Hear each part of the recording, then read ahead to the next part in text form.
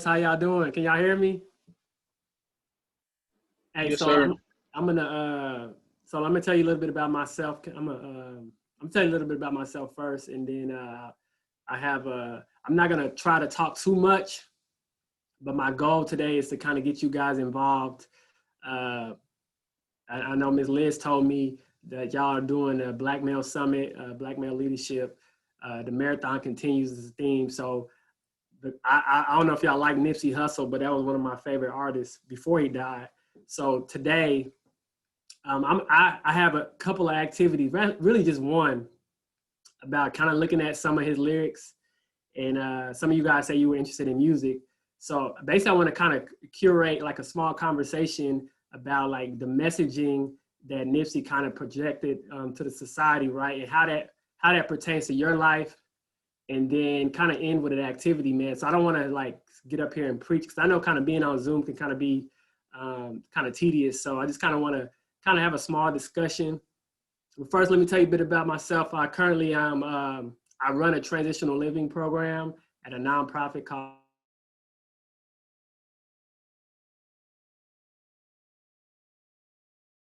Levels of Homelessness. So that can be like living on the streets, um, jumping from couch to couch, or simply just really transitioning into adulthood. And they may not have a lot of support. So we help them find housing, teach them life skills to be independent. So I've been here for 5 years. I'm also a therapist. My main focus is looking at trauma that people experiences, making meaning of it, and how you can develop strategies and coping skills to kind of effectively transition through life, and also from a macro and micro level. I'm a former UCO student. I'm originally from Lawton.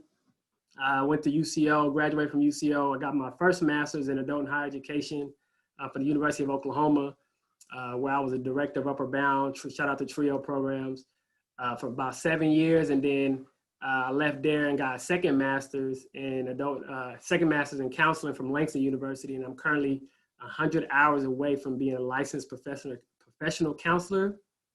Yeah. And I also have my own nonprofit called Markland Motivates.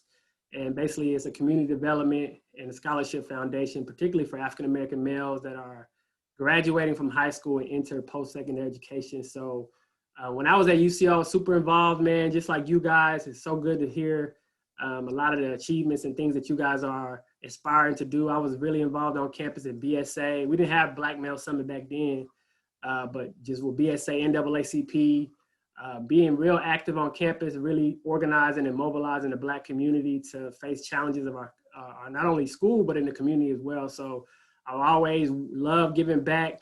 I really advocate for TRIO services, any kind of services that really support low-income, first-generation students, man. So I'm so honored to be here. I'm glad to hear from you guys.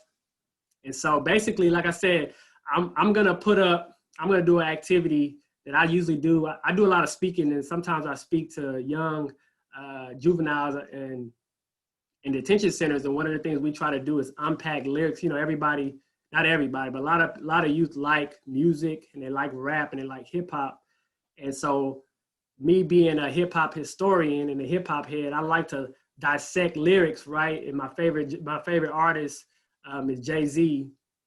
And I really like the messages that he has conveyed through his history of music, right? So what I'm gonna do today is just really put up some lyrics that my favorite artist, Nipsey, and really see how you guys feel about the lyric and how that pertains to your life, and kind of how that is applicable to your marathon, because we are all on a marathon. And one of the fascinating things about Nipsey is that what he encapsulated was this message of like coming from the bottom and like creating a pathway for yourself when there may not be a path, right? And a lot of you guys have mentioned like you're going to college, or you want to be in music, dance, etc. And so you guys may have a framework or a platform, something you aspire to be, but how do you get to that point? Like, how do you get to where you want to be? And so when I was y'all's age, I used to think like, man, when I go to school, I'm gonna graduate, I'm gonna get married, I'm gonna have a kid, I'm gonna get a fat crib, I'm gonna get a big time paying job. Now that I'm older, I realized like life is a trajectory. Like life is like no real linear motion. It's not a straight and narrow. It's kind of like up and down. And it's kind of like you lose, you win, you learn different traits along the way. But at the end of the day, when you look back, you want to be able to leave an impact and leave a mark on your life. So that's what I really appreciated about Nipsey. And he coined that term, the marathon continues. Like life is not something you're going to somewhere, but it's like this journey, right? And this journey of what that looks like for you as young people and how can you get to where you want to be. And a lot of you guys are already on the path of knowing what you want to do, but the next 10 to 15 years, life happens, right? And things come into play.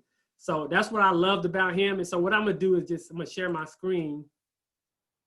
See if I can share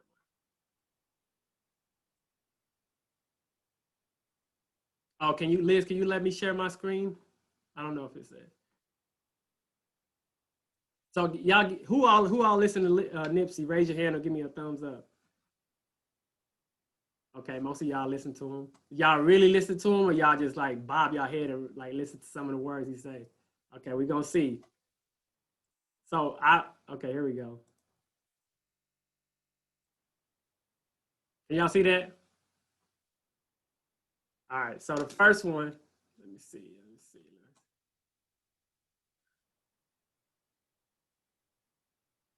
One of my famous quotes that he had is, the highest human act is to inspire. And I really, really, really particularly feel that applicable to me is because, especially as Black men, like we see a lot of models in the community, whether it's through music, whether it's through politics, whether it's through people y'all see on campus. I feel like it's our obligation as a small minority, particularly Black men, the negative stigmas that have been conditioned and portrayed into us for so long, it's always our responsibility, in my opinion, to counteract those models and represent something bigger, because my life is not just my own. Like, I represent you guys represent me. So every day I wake up is my responsibility to really set a pathway for people that are coming behind me, whether it's my siblings, my kids, my brothers and sisters. So one of the highest human acts is to inspire, and I believe Nipsey done that so well. And that's one of the greatest quotes. So we're gonna go to the first lyric. All right, so y'all can type in the chat when y'all can speak out, but what do y'all think this lyric means, and how does it apply to your life? So he says, I'm finna take it there. This time I'm gonna make it clear. Spoke some things into the universe and they appeared. I say it's worth, I won't say it's fair. Find your purpose or you are wasting air. What do y'all think he was trying to convey, and how does that apply to you guys? Anybody can chime in or talk in the chat. Well, the first line here, I interpret this as like him talking about taking advantage of the time and the opportunities given to him, and using that platform to speak clearly on things you're passionate about. And like the second and third line is, to me, about like, I don't want to say like manifestation, but like putting your ideas and beliefs about your reality into the universe and trying to figure some way of getting there. Yes, I love it. I love that, Nathan. Snaps on it. Yeah, and I'll piggyback on that. Like, and I totally agree. And I don't know if you said the word manifestation, and like typically we are, I believe, conditioned by society to be negative, especially like Black male energy, right? So like, how do we change I'm a psychologist I'm a therapist, so I study psychologically. So we think negative thoughts, and then oftentimes subconsciously our behavior mimics that. So like you said, Nathan, like he is speaking a certain manifestation to the universe. That's a great point. Anybody else? What y'all think?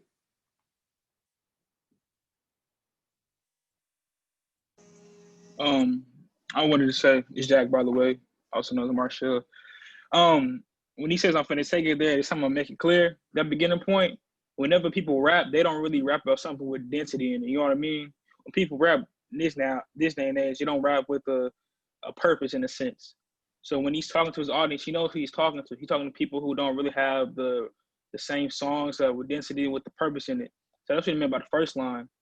And then he says, when I won't say it's fair, he means for the Black men or Black people in a sense. Yeah. because he knows what he wants. If he compare himself to his clothing brand to what he wanted, the Marathon continues his clothing brand. That's what he was thinking of. He's trying to revolutionize the Black way, how we do our finance and everything like that. Now he know if he took it away as a white dude, a white boy, it would have been a whole different kind of dynamic. You know what I mean? Yeah. So he's saying no matter what we've been through, no, we already know it's not fair for us in the beginning. Off rip, just color your skin and who you are. They already know it's not fair for you. That's not going to stop you though. Right. So like you, he's a motivational speaker in the sense through his words and through his rhythm and everything like that. So he's saying we know it's not fair for us. That don't mean you got to stop right now and let the marathon continue in a sense. That's what he means, in my opinion. Jack, how does that apply to your life and what you want to do? What I want to do is I'm a history education major, and I want to be a professor in a sense, in the long run. But I don't want to just go through the motions and become a teacher and learn a curriculum. I want to revolutionize it for the African American male and female and African Americans around the country. So I want to evolve our history in the curriculum K through 12.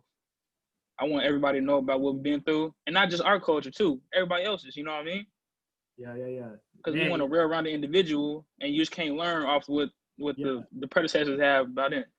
That's kind of my goal in a sense. Hey, y'all a lot far along than I thought. Y'all came with some deep answers real quick. That's what's up. Those 2 points, Nathan and Jack, man. Definitely. So I'm gonna go on to the next. So some of y'all that haven't talked, man. I'm going to the next one. All right. So he says, staring into space, that you are fishing for a phrase, uninspired in your mind. Still, it is all a paper chase. First, you notice that you're great. Then you over dedicate. Then you notice that you're great. That you've been the whole time. Then it slap you in your face. So what do y'all think he said? What do you think he means when he says uninspired in your mind, but it's still a paper chase? First, you notice that you're great. Then you over dedicate. But you've been the whole time, then it slaps you in your face. What is that? How's that applicable to you guys? What do you think about his meaning on that one? Javion, hey, you see you had something to say?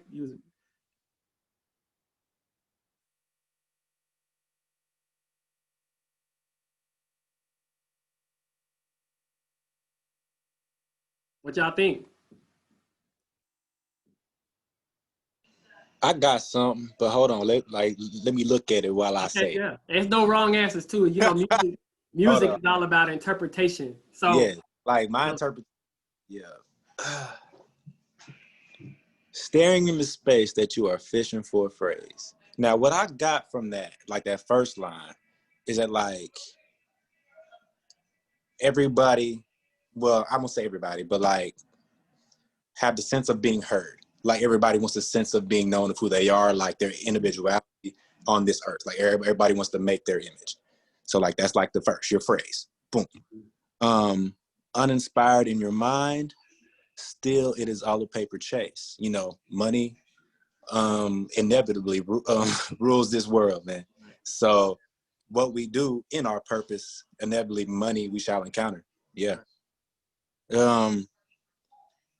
First you notice that you are great, then you over dedicate. Then you notice that you are great and you've been the whole time, then it slaps you in your face. I think this last little phrase, like he's talking about pride a lot, kind of. Like he's talking about like once you become great and you experience a lot of power, fame, and money, or I guess like an abundance of success, like you may come up, like a lot of people don't talk about the other side of success or what successful people may go through. Like there's a lot of things successful people go through, and I feel like a lot of people that like not a lot of the world has experienced a lot of abundance and like a lot of the other side of success. So like we don't see a lot of the empathy on what they may go through. Yes. You feel me? So like I guess that's what he's trying to give. But like, you know, in this situation that Nipsey's experienced success, hey, I'm feeling something as well. Like it's a lot of things that we also are going through. Yeah. Yeah, that's dope, David. Well, anybody else? What y'all think? I think the last part where it's like first you notice that you're great, then you over dedicate, then it slaps you in the face. That part I kind of get, like going back to what Devin was saying, was kind of confidence.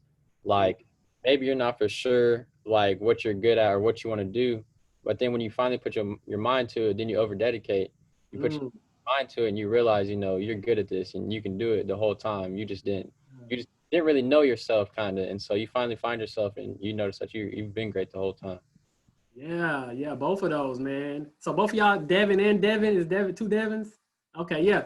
So and just to piggyback off y'all, man, exactly, man. I think like as now I'm getting older, there was some, you know, there's a lot of things that I may have the ideas that come into my mind, and excuse me, and I may not act on those ideas for whatever reasons. A lot of it is the what ifs. I can't do this, and the psychological things that my mind says to each other. And I think like if we knew, what I hear him saying is like if you knew the power that you had, once you realize that power, then you it's go time, right? So I say this to you guys, like the quicker you realize that power, which a lot of you guys are already speaking it, and then you the quicker you realize the opposition, a lot of it's fear, right? A lot of it's fear of the other side, the what ifs, what if I fail? What if I don't make it? Those cognitions, those naysayers are haters in our minds that we are programmed to believe.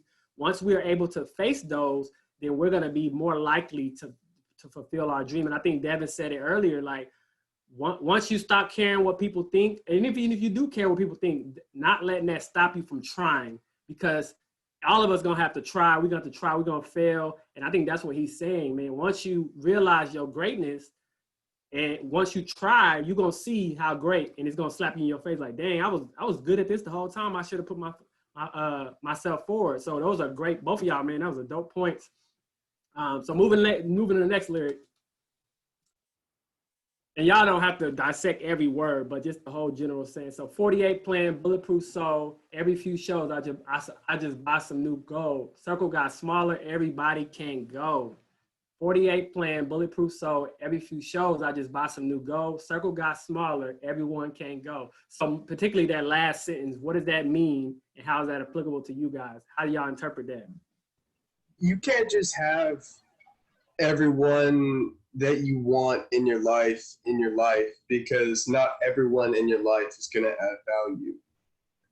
This is something a friend of mine's been talking a lot about recently, is like keeping not necessarily the circle small. I feel like he's probably talking in a more literal sense about like staying safe and stuff in the face of like danger. But you could also take it as like you have to, I don't want to say be picky about who you include on your journey, but I think you have to a degree, like be careful about who you surround yourself with and how they are going to affect your just your life in general, and if it's going to be in a positive manner or a negative one. Yeah, that's great. I feel like he's talking about like personal growth, and as people like develop and get better, and some people don't want you to get better. Like they want you to get better, but they don't want you to get like better than them. And so he like uses gold as like the term to like boost like wealth and like prosperity. And so the circle has to get smaller, and you have to have a bulletproof soul to like push people away, because like not everybody is going to be there for you. Not everybody's going to want to see you succeed. So it's like getting smaller, getting better. Man, y'all boys are smart. y'all some intellectual brothers. Yeah, and I think just to piggyback, and I'm gonna just use both of those are valid, on point. And so just going back to my life, like one of the challenges I've always had is coming from a low income background and being the first person in my family, the torch barrier, being first generation. I've always had this survival's guilt, and I always had to feel like I had to kind of connect with my friends, and I was more concerned with what my friends thought of me than what I thought of myself.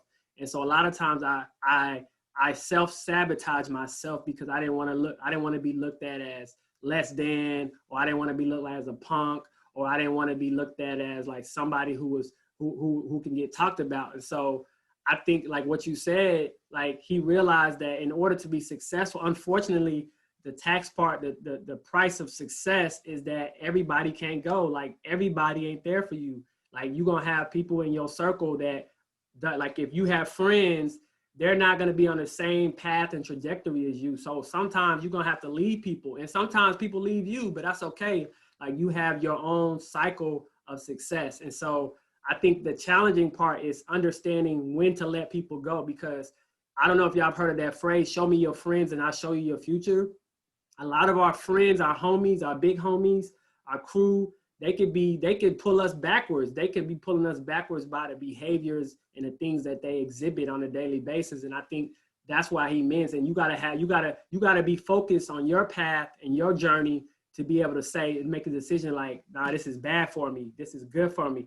These people, this girl pours into me. I've been, and just keep it a buck, I've been in relationships where I've been with girls that pulled me away from my journey, from my dreams. So those are the things that, as young people, that you have to realize. Like, what you guys are in college, y'all already know about all the drama and all the things that go on social media, all the stuff that surrounded you, the temptations, the party, all that stuff. So you have to make a decision. And sometimes you got to make a decision that's not popular.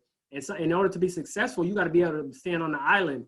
And sometimes you got to go. And I think that's what he means when his circle got smaller. Unfortunately, everybody can't go. Everybody ain't on your path. Everybody ain't out there. If you want to be in music, sometimes you got to believe in yourself. You know what I'm saying? Sometimes you got to do the things that you want to do, and you can't worry about what people are saying. So that's what I think he means by circle got smaller, everybody can go. So those are both great points, man. Xavier and Nathan, those are really great points. Next one.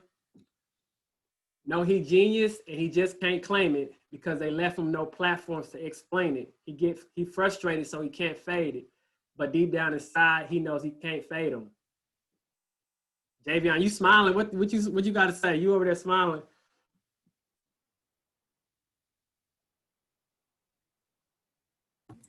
I heard this a lot, actually. Like, yeah, no, he is genius. He can't claim it because they left him no platforms to explain it. It's like how a lot of people are just set up for failure, and he can't. I know some people that can't express themselves because it's not necessary. It's not how it's not welcomed in some places. Yeah. So he get frustrated, so he can't fade. Yeah. But deep down inside, he knows you can't fade him. It's like he knows what he wants to do, but since he can't say it, and he knows that people aren't going to be like with it, Yeah. But he knows that he's better than you. He can do it if it wasn't other people that he can do it if people wasn't trying to stop him, and he can succeed. That's what I got from this. That's real. That's Yeah. real. Anybody else thoughts on that one? Yeah, I feel that this is like talking about hustle and grinding. So when it when it says like know your genius and you just can't claim it, like he knows he's smart and he knows that he has the skills to do it, but he has no resources to. Which kind of goes back to like the equity and inequality that we don't have. And it also goes, he's frustrated, so he can't fade. So he's frustrating his emotions, but he can't explain how he's feeling. But it can't go away. And he talks about, but deep down, he knows that it's not going away. So he has to hustle and get back in it and go harder. Yeah. Both dope answers, man. I totally agree 100%. I'm gonna speak from a platform and a framework experience. So a lot of times I don't know y'all experience. Y'all probably a lot more conscious than I was at y'all's age. But when I was growing up, like let me tell you how being a minority affects me mentally. So especially at a PWI, a lot of you say y'all go to Union and Edmond and then UCO. So how sense of belonging works is that you go to school. Like for me, I'm gonna use myself, speak from example. So typically being one of the only Black males in predominantly white spaces, you can tend to develop a sense of inferiority, right? So what that looks like is like, I know I'm a genius, but my surroundings don't really validate that because I'm the only one. And I don't really feel like I belong, but I know I need to be here. I don't really feel comfortable. I feel like I'm a little, I don't want to go this way because I don't want my friends to talk about me. and I can't hang over here because I'm the only one. So I don't really have a platform to really express and be authentic and be myself. Like, I'm in college and my professors are saying, do this, wear this, talk like this. I don't really feel comfortable, right? I don't really feel comfortable. I feel like I'm selling myself out.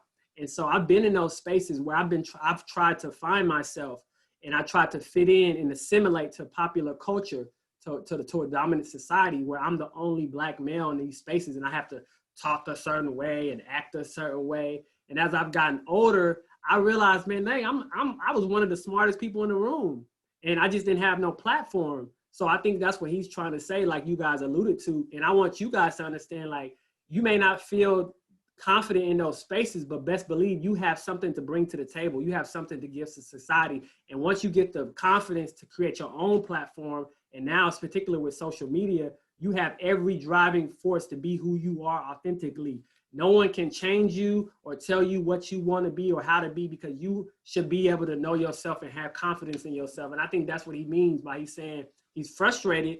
He doesn't really know what it feels like, but he just know he feels like racism is a feeling. Like, you go in a room and you like, dang, I'm the only one.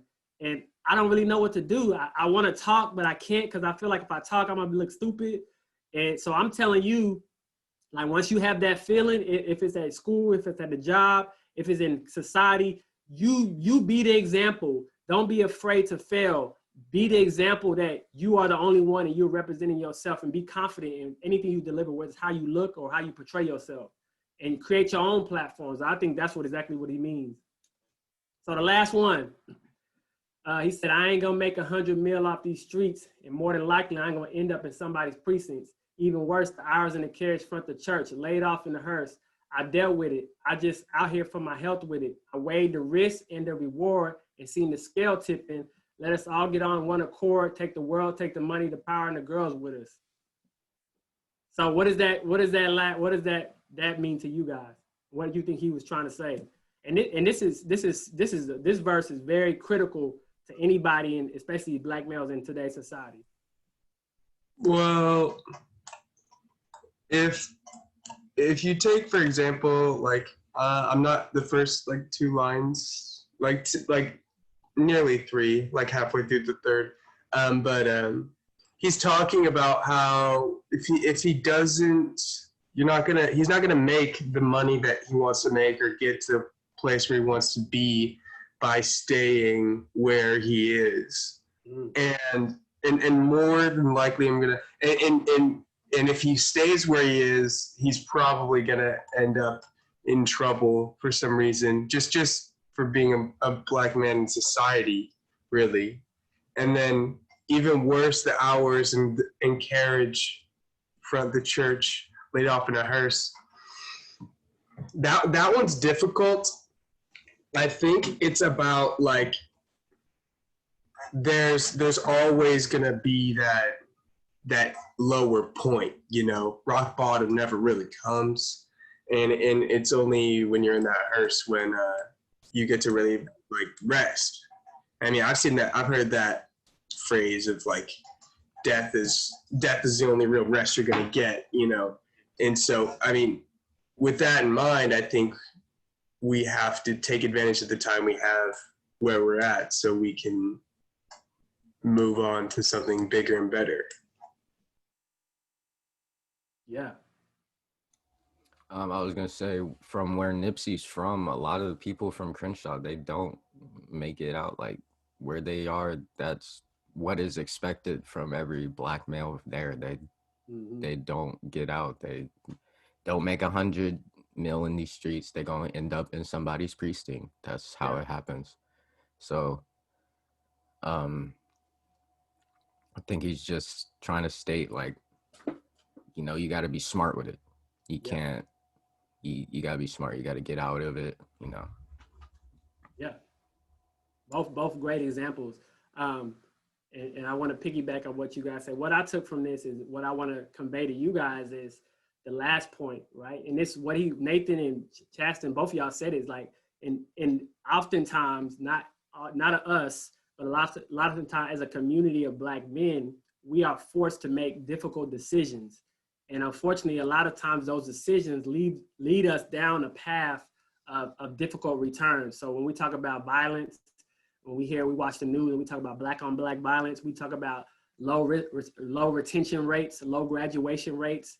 We talk about incarceration. We talk about things that we are not doing statistically being leaders in our families. So what I get from that, the critical thinking skills that he's exhibiting, like you guys, Chasten and Nate has said, he's thinking like, man, if I keep doing this, I'm not going to get to where I want to be. Where I want to be is money, right? And what money brings to me is a sense of independence. And so how that's applicable to you guys is like, whether it's gang banging or not saying gang bang, but whether it's college or employee, you have to daily critically think, like, how can you get to the point that you want to be? What decisions can you make? And lastly, the most important part of me is let's all get on one accord. And this is so imperative that I think one of the things I think is lacking in the Black community is a sense of community, right? And I can go deep into it, but as far as like we in college or in high school, we have communities, and college we have fraternities and sororities, but it doesn't really take organizations to form community. Like you guys, each other can form a community to really support each other. How you can reciprocate the dollars that you have. How can you reciprocate energy that you have, right? So let's say Nathan, you say you want to have a tech company, right? Multimedia, like arts, but yeah. So multimedia, so let's practically break this down. Nathan has a multimedia company, right? All of you guys share his stuff. You invest in it, even if it's $1, everybody support Nathan. Then somebody's a dancer, then that person puts out a video there, everybody shares it, everybody supports it, everybody donates. If somebody wants to be an artist, I think Chasten, you want to be a producer, right? Was that you? Yeah, Chasten wants to be a producer. Yes, so when he produce a track, man, we all gonna listen. We gonna invest time and energy, because if we expect other people to support us, we have to support ourselves first. So that's what I'm thinking. Well, let's all get on the court. Let's all get on one accord. Take the money, the power, and the girls, and let's all be a sense of community. Like Black Male Leadership, Black Male Summit is a community. So it doesn't take, a lot of times as men, we have to be in competition with each other, or we let our egos get in the way of us working together. And to me, it goes back to the marathon. Just because Nathan may be successful next year, or Devin may be successful next year, doesn't mean I won't be successful 10 years down the line. So Nathan's success doesn't equal my failure, because I know one day I'm gonna get it. So let me support Nathan while he's going through his moments, and Devin and Xavier, et cetera. So just to keep y'all in the same bubble of like, let's all get on one accord. Let's all think communal. Let's all think about black, male success. Like, what does that look like? And that looks at us supporting each other no matter what. And even if we have to have conversation with each other, like those are important for us to, we all eat, everybody at the table, everybody gonna eat. So that's what I got from it. So I want to thank you guys for really collaborating and speaking up. I have one more activity, and then I don't know where I'm at on time, Liz, but I have one more activity. So actually go back. You're doing great on time, actually. Okay. So what I want to do is, since Nipsey had the marathon, I want you guys to, I'm gonna give you a minute, or actually 2 minutes, a minute and a half. And I want you to give me 5 words that makes up your marathon words. These are power words, and I just, one word. And I want you guys to type in the chat what your 5 words are. And these 5 words will represent your marathon for the rest of your life. And so every day you wake up, these 5 words are gonna be significant with who you are and what you represent throughout your marathon. So I give y'all guys 2 minutes. You can type in the chat or speak out. Let me, okay, I'm sharing it.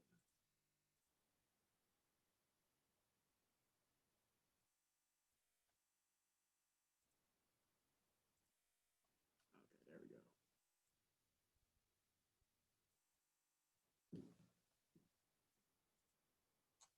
What did I do?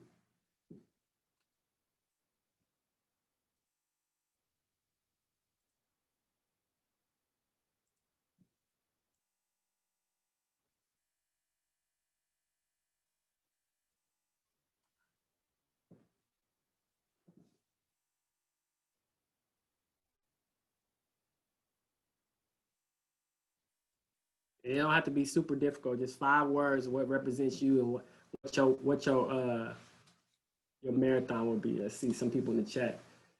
So we got dedication, observation, grind, loyalty. Okay. Jack says sustainability, change, charisma, grit, honesty. Okay.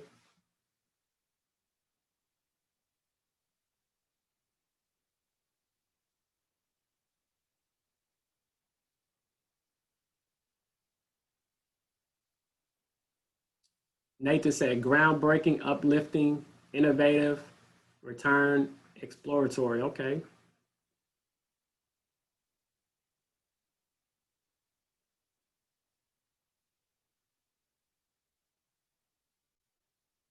Commitment. That's big. Commitment. Yeah. Xavier, progress, malleable, support, honest. What does malleable mean? I don't know what that means. What that means, Xavier? Malleable means to like Malleable. be able to like shape something, like Play-Doh Oh, or something. yeah. You're too smart for me, Xavier. I'm better. Honest and fearless. Okay. Chas, and dedication, hunger, collaboration, destination, commitment. Yes. And Javion, consistent improvement, leadership, honesty, and patience. Yep, I love it. Okay. Compact is Darius say loyalty. Wait, no. Did I miss Javion? Okay, no. Okay. Devin says determination, teachable, honest, involved, and humble. Okay. Darius, loyalty, strength, faith, change, and respect. Bam, I love it. Mark says compassion, observation, loyalty, determined, endurance. And Devin, empathy, integrity, patient, honest, and faithful. Oh, that's super dope. I think that's everybody, right? Did I miss anybody? Damn, okay. Man, y'all super dope, man. Y'all a lot further along than I was at y'all's age. Y'all super conscious, super talented. I can already tell as far as the level of critical thinking and the engagement. I just want to end y'all with this, man. Basically, the marathon continues again. I'll be 36 this year. I have several degrees, homes, have kids, have been successful, speak all the time in the community, Black Male Leadership Board, all this stuff, all these accolades, man. But I'm still figuring it out, right? I'm still on this path of success. And I see myself in you guys and my connection to you and how I represent you guys and how you represent me. Because we, like I said earlier, we all in this together, and each one teach one, the imperativeness of us giving back to each other and reciprocating not only the dollar, but energy and success and ideology and independency, right? So just the key things from my experiences on the best way to run your marathon. First point is learn and love yourself, man. Jay-Z said, nobody built like you, you design yourself. And a lot of times, I know for myself, I'm not my own biggest critic. Like I second guess myself so much. I look at people and I was like, man, I can't do that. I can't do this. And I look at the things that I don't have and I focus on those things. And when I do that, those things heightens. So I end up really psychologically psyching myself out a lot of stuff, man. So the quicker you can love yourself and learn who you are, the doper, quicker you're going to get to where you want to be. Embrace the struggle. There's beauty in the struggle. J. Cole said it like, like the success ain't always perfect. We gonna fail. We gonna have bad relationships. We hit rock bottom. But that's the journey, man. That's life, man. And once you guys get to that point, as a therapist, I'm telling you, embrace that feeling. Embrace being at the bottom sometimes, because those are where you're gonna really feel and learn what you made of. Like, I've learned the most from going through hitting rock bottom. I learned that I can be myself, and I can be positive and be resilient and have grit. So when y'all get to that point, when life happens to you, just embrace it, man, and learn that this is part of my purpose. Sometimes God allows you to go through things so you can feel your purpose, man. When you're in those pits, in those valleys, like that's when you really figure out and find out who you are. We talked about this earlier. Surround yourself with people that are going somewhere. This group is an excellent group, community. Study the successful people. There's already platforms and blueprints in front of you guys. Get mentors. Get people like Liz that's gonna connect you to different people that can really just shed light on what you want to do, man, and be there for you and be a voice that can guide you, right? And the last thing is the comparison trap, particularly with social media. We oftentimes try to rush ourselves, or social media tell us like, oh, my homeboy, I came into school with my homie, he already graduated and got a job and I ain't there yet. So that can be self-defeating, right? But that's his pathways. I think I talked about it earlier with Nathan, like everybody has their own marathon and their own trajectory. So don't compare yourself. Don't get trapped in the comparison trap. And everybody has their own platform, their own space. And this is a lifelong journey, man. You want to be open to learning and growing throughout your life, man. And so those are some key points I just want to leave y'all with as far as running y'all marathon. I can tell by y'all's astutness and y'all attention level and y'all critical thinking and engagement that y'all are way further along than I was at y'all age. So I want to thank y'all for allowing me to come speak. And if y'all have any questions or comments, we can have a, I don't know where I'm at on time, Liz, but if y'all have any questions, holla at me. Thank y'all, man. Y'all pretty dope, man. I look forward to seeing y'all really take off here in the future, man. Some of y'all in high school talking about this stuff. That's pretty deep. So that's all I got, fellas, man. Hopefully y'all learn something. I don't want to get up here and preach to you, but just thank y'all for a little bit of y'all time. Thank you, man. Yeah. Thank you. Yeah. That's fun. Any questions, comments, anything you got to say? This our third session? Like, is this our last session or we have one more? What? So, yeah, I have an answer to that question. Next week, I think, is fall break for y'all in high school.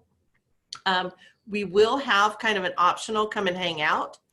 And that's open to anybody to just come on and hang out and talk kind of informally, talk about what's going on.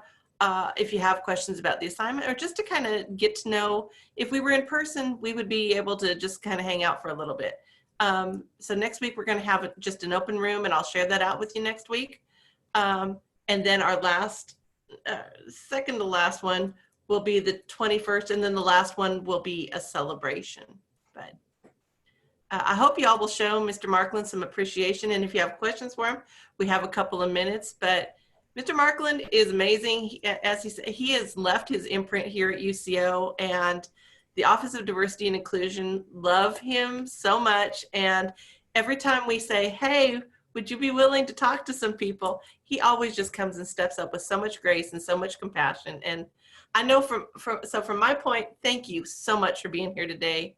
Yeah. But y'all, please show him some love, and you have some time for questions if you want them. I have one question. Do you have like any contact information, like email or like social media? Oh yeah. I'm gonna let me put it in the chat. Liz has my information too, but let me stop sharing it. So I'm gonna put my email and my social media too. Excuse me. Earlier you said that you worked with Upper Bound. What exactly program was it? Like, I worked in Upper Bound. I was a director of Upper Bound, and at UCO, I literally, Liz, I was a super student, man. I probably did too much. I did everything at UCO, and then now I just love giving back, man. Love talking to y'all, young people like yourselves. I do a lot of activism, community development through my nonprofit. TRIO is like a very great program if y'all aren't involved in it. So they have college program, student support services. I know some of you guys may be involved on campus, and then Upper Bound. Yeah, I just wanted to ask because I'm part of the math and science program, and I was just like, oh, that was cool, Yeah. So utilize those resources, man. That's dope. Mm-hmm.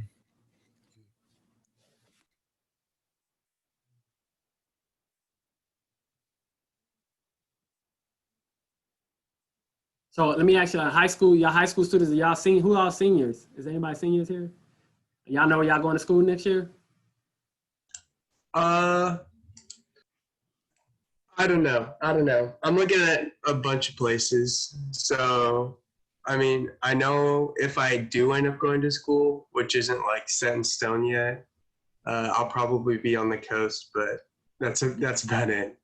How y'all get involved in this program if y'all in high school? Liz, how they get involved in this? Colleges, make sure college and high school?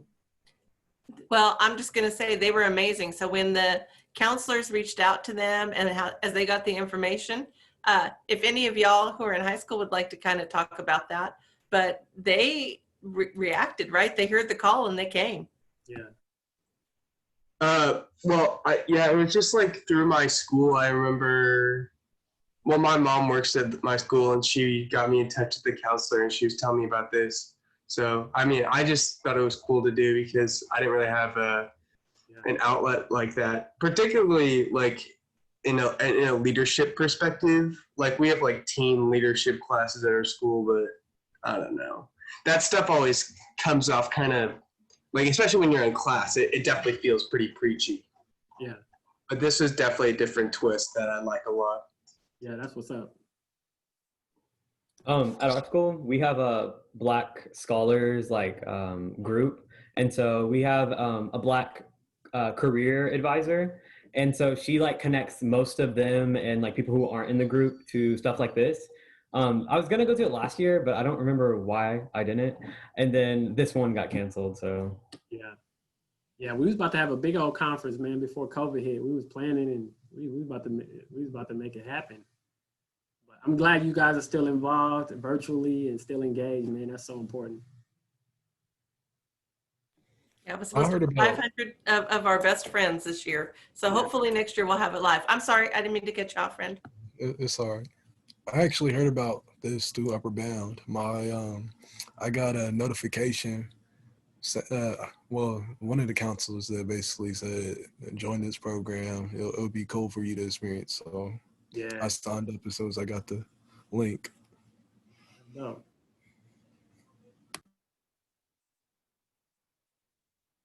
Well, we sure do appreciate you on. And Mr. Markland, I'll say it again. Thank you so much for all you do for the community. And this class was awesome.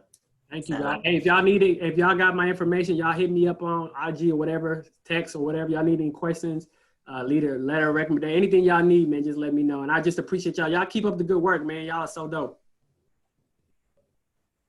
And you have any questions? Oh, so I'm going to go over the assignment super quick in just about 30 seconds. So now that y'all you got the best lesson of all, right, from NIPSI. So your next assignment is your sales pitch, your personal sales pitch. And doesn't have to be any more than 30 seconds. And all the pieces that we kind of been putting together, I'd like, if you can put it on your phone, there's a place in the assignment this week for you to upload it. Just kind of who you are. Tell us who you are and what are you about. So you have any questions about that? You know how to email me. You know where I am. Y'all are amazing. Y'all pretty dope. This is great. So yes. So, and I guess it's goodbye until next time. And thank you, Mr. Markland. Bye, guys. Later. Thank you for coming. No See ya. Thank you.